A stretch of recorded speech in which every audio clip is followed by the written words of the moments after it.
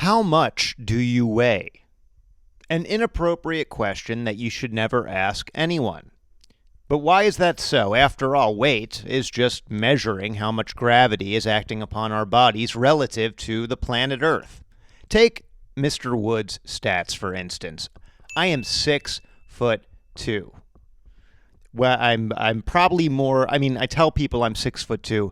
I might be 6'1.5". And if I'm being perfectly honest, it's probably 6'1". But forget all that. The point is, I'm 6'2", okay, and I weigh 170 pounds. So if I went to Mars, in relation to Mars, I would weigh 64 pounds. I would weigh as much as a full-grown Dalmatian. And if I went to the moon, I would weigh even less. I'd weigh as much as a 3-year-old, about 28 pounds. And if I went to Jupiter, I would weigh 430 pounds. I would weigh as much as a small dumpster, which of course is the inspiration for the superhero comic I'm creating, Jupiter Man, the man with the strength of a small dumpster. We use these measurements to help us define the properties of the world we live in. And by understanding our world, we can begin to understand other worlds that we may one day visit. It all starts in today's lesson, Measuring Matter.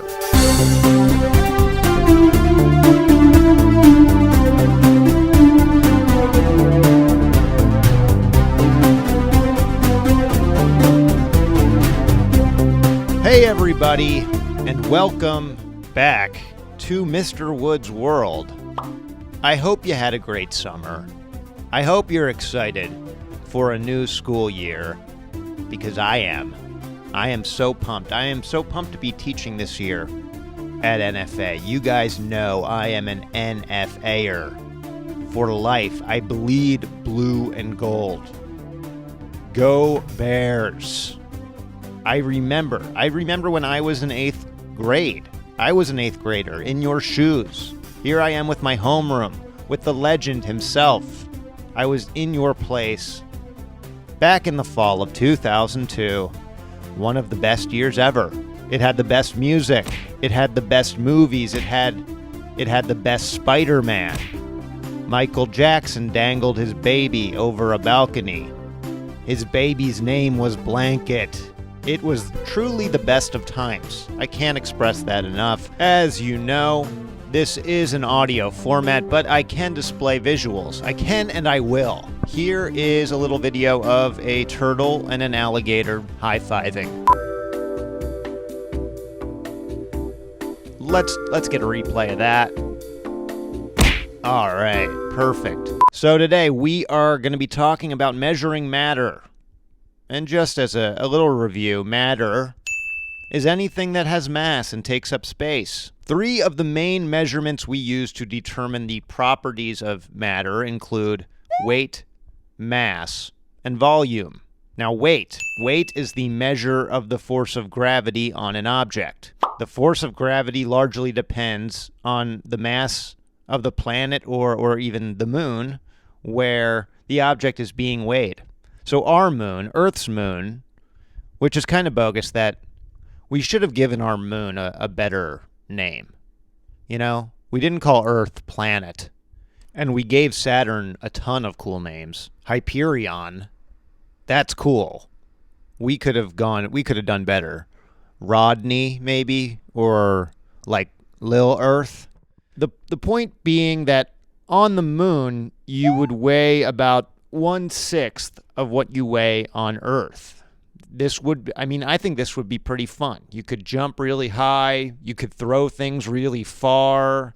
You could lift heavy weights and impress all the 8th graders who make fun of you for being unathletic, which doesn't even make sense because you played intramural basketball and got a medal for it. So maybe these 8th graders should think twice before calling this hypothetical teacher unathletic. Just saying. Now on Earth, we measure weight using scales, right? This idea of measuring gravity through a scale is especially evident when you think of the grocery store. You might put some produce on a scale, and the force by which the fruit or the vegetables are pulled down this scale is measured and determines, the weight and therein the price of what you're buying.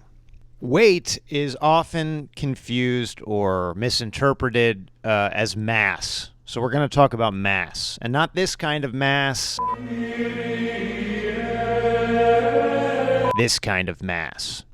Mass is the measure of how much matter is in an object. Now, while weight can change as the force of gravity changes, mass is a measure of matter that is not affected by gravity. Mass does not change with location. You have as much mass as you have on Earth, as you have on the moon, as you have on Hyperion.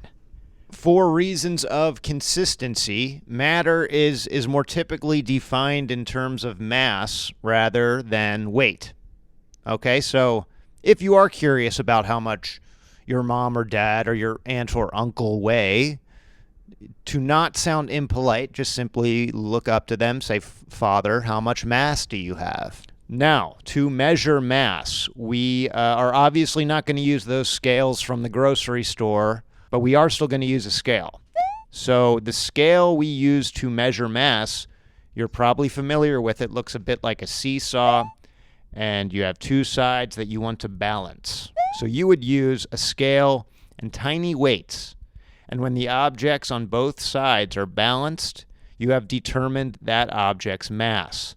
This process is made possible using the International System of Units, abbreviated as SI, and it is a system scientists use to measure mass.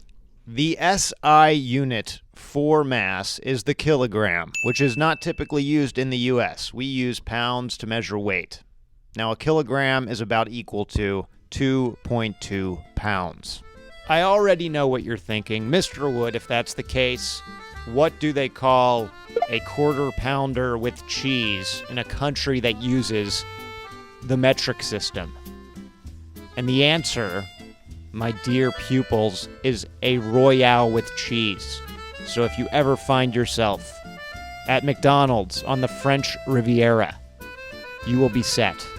You're welcome. Let's do volume. Volume is the amount of space that matter takes up. Now, for different kinds of matter, there are different kinds of measurements. We measure the amount of space solids take up using cubic meters, cubic centimeters, and cubic millimeters. We measure the amount of volume that liquids take up using milliliters. And gases, well, they don't really have a definite volume of their own because their particles move around and fill up containers. So gas is often defined by the measurements of the container itself. Now, let's say we want to calculate volume. Well, there are two ways that we can go about it. Okay, if we have an object that is a regular shape, there's a very simple equation we can use. It is length times width times height equals volume. But if we have an object that is an irregular shape, like a little stone or a little screw or a Ninja Turtle troll doll, which I have 4 of because I have got turtle power, okay? If I want to measure one of these, I would use the water displacement method, which is when you get, a flask, you measure the amount of water in it, you drop in the Ninja Turtle, and the amount of water that is displaced is equal to the volume of the object. And now we are talking dentistry. Density. We're talking about density. Yes, I'm George McFly. I'm your density. Density is the measure of the mass of a material in a given volume.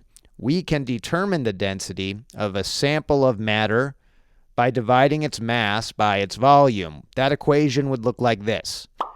The equation for figuring out density is density equals mass divided by volume. The density, for instance, of fresh water is 1 gram per cubic centimeter.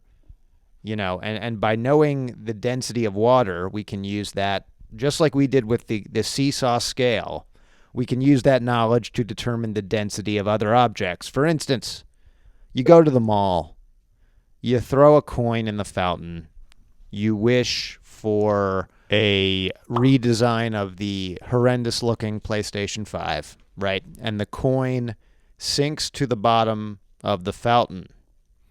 Now that is because, as we can surmise, that the density of the coin is greater than the density of the water. But when we throw a piece of wood into a river and it floats, then we can, surmise that the density of the wood is less than the density of the water. This would be evident in liquids as well. You've probably heard the expression, they go together like oil and vinegar, which is kind of a way of throwing a little shade, sarcastically saying they don't get along, which you might hear that expression and, you might say that's crazy. I've had sandwiches. I've had Italian hoagies. Oil and vinegar go great together.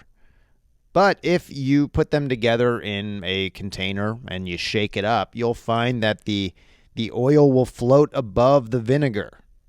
And these two viscous liquids will separate. Viscous, here's a little ELA moment. Viscous is having a thick, sticky consistency between solid and liquid, having a high viscosity. Anyway, oil and vinegar will separate because oil is less dense than vinegar. The amount of an object does not change its density. 5 cubic centimeters of silver and 75 cubic centimeters of silver both have the same density. However, temperature can affect density. As we learned during our lesson on the water cycle, temperature affects the density of things like water and air. Warm air masses will rise up and cold air masses will sink towards Earth's surface. Water, on the other hand, is a little bit trickier. When water initially cools, it gets very dense, and then once it gets below 4 degrees Celsius, it suddenly becomes much, much less dense, which is why ice cubes float in our liquid water, and icebergs float in the direction that you're steering your massive ship. One final note on density. An object's density, it does not change depending on its shape. And often density can be so unique that it can be used to identify certain materials that may look similar or have similar properties. Close your eyes and imagine that you're a prospector in 1849. You eat beans for every meal. Your best friend is a donkey named Corncob. And you say things like, "Thar be gold in them thar hills." And for the purpose of this exercise, you're also a scientist who knows how to calculate density. So you find a rock flecked with gold and you think, this is it. This is my big score. After this, I'm buying the fanciest beans I can find and a wife for Corncob. But your heart sinks when using a small digital scale and a graduated cylinder filled with water, you discover that the density of the object you found is 3 grams per cubic centimeter and not 19.3 grams per cubic centimeter, which of course is the grams per cubic centimeter unique to gold. What you've found is biotite. You hang your head in shame and whisper out a very quiet, "What in tarnation am I doing with my life?" And that is going to do it for this episode of Mr. Wood's World, folks. I am so happy to be back. I'm happy to be taking you on another scientific excursion, this time through physical science. If you have any questions and you need to get in touch with me, shoot me an email. I'll see you later this week, and you can ask me questions then too. Be good to each other. Mr. Wood out.